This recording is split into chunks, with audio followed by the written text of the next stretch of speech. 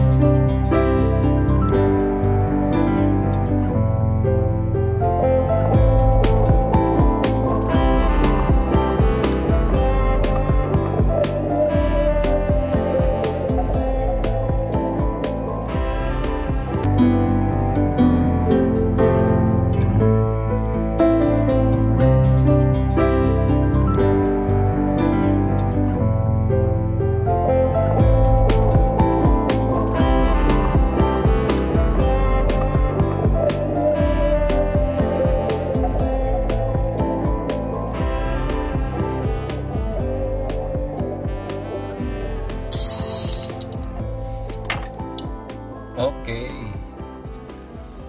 Yun. Ang cute, oh, para na siyang 24K. Yun. So hindi pa rin talaga maiiwasan na may butas dito sa gitnang to. Para lalong kuminis, ikaskas natin sa ito laging tinatanong sa akin, borax po ito. Itong puti na to, borax. Ayan, so sa mga nagtatanong, bakit daw nangitim yung niluto ko? Ito sasagutin ko. Siguro dahil nangitim yung niluto mo dahil kung hindi ka nasobrahan sa paggamit ng borax or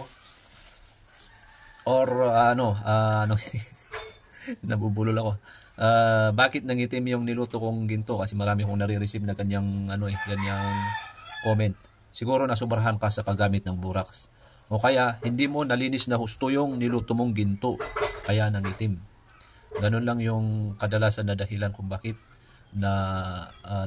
nangingitim yung niluto yung ginto. At sa mga nagtatanong din kung pwede bang matunaw ang ginto na walang gamit na borax. Kung ang lulutuin mo ay ganitong metal na ginto, kahit walang borax, okay lang yun. Okay lang yun kahit walang borax, matutunaw at matutunaw to. Pero kung ang lulutuin mo ay gold rush, kailangan mong gumamit ng borax ganito. Ito yung itsura niya. Yan. Kailangan mong gumamit diyan kasi ang borax ay nagsisilbi itong parang mantika nung ginto na niluluto mo. Kung wala ito, mabilis siyang didikit dito sa lutuan, didikit yung ginto, o kaya matagal siyang matunaw pag walang borax. Matagal matunaw yung gold rush o kaya gold dust pag walang borax. Papangit din yung itsura ng ginto na lulutuin mo. Mangingitim o kaya matagal matunaw, ganun yung dahilan kung walang gamit na borax. Bubulol ako. Ikaskas lang natin dito. Ayan, kasi marami ako nare-receive na ganun yung niluto daw nila ginto ng itim. Yun siguro baka kung gagamit kasi kayo ng borax pag ganitong kaliit, patak-patak yung paggamit nyo ng borax, huwag nyong damihan. Kung nanigas yung ginto, patakan nyo ng borax, ganun lang yun. Patak-patak lang, huwag lang maraming borax yung paggamit nyo ng borax. Ayan, sana nasusundan nyo kahit medyo nabubulol-bulol ako. So ito, titimbangin na natin to kung ilang grams. Ayan, so pwede na siguro to. Ayan, so ang alternative pala pag wala kayong ganito, pag wala kayong borax, pwede kong i-advise na gumamit kayo ng asin. Ayan. So asin pwede naman yun, kaya lang matagal. Iba pa rin talaga pag ganitong borax yung gagamitin nyo. Ayan. So tingnan nyo mabuti para pagka bibili kayo, meron kayong idea at maiwasan nyo yung pagbili ng mga peke. Yun, so tara at magtimbang na tayo. Ayan, so muntik ko makalimutan, ito palang gamit natin na tubig ay distilled water ito. Distilled water na Wilkins. So dinagdagan ko siya ng nitric acid. Ayan. Distilled water at saka konting nitric acid. Dito ko siya nilagay. So yun. Alright, so ito na yan. Yun. Timbangin na natin. Yan.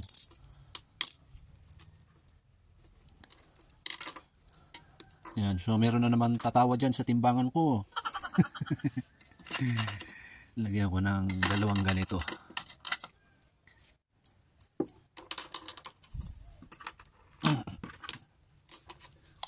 Lagyan natin sa kanan. Asus, mabigat yung mabigat yung bato. Ayun, mabigat yung ginto. Lagyan natin ng isang lapu-lapu. Isa pang lapu-lapu.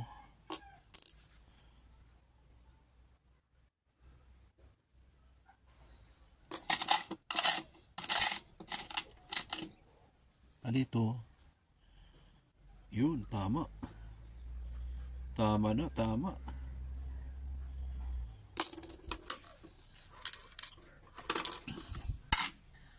So ito, katumbas kasi nito is katumbas niyan is 2.5 grams. Ayan.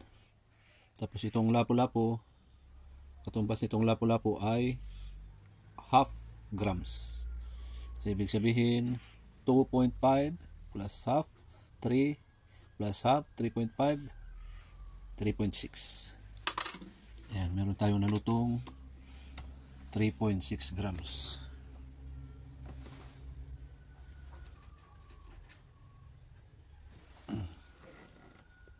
Yun o. Mas malinaw. Yun.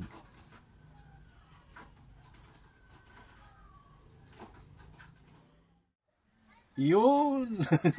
So anyway, i-shoutout ko lang si Papa Ambet na bumisita dito sa ating bahay. Ayan si Papa Ambet. Bumisita noong December 29 dito sa bahay. So from Ilocos to Benguet. Ayan. So soon ako din yung bibisita sa iyo, Papa Ambet Vlogs. Pagka meron tayong time at saka yun. At yun, kita-kits sa ating susunod na video at maraming salamat and Happy New Year sa ating lahat.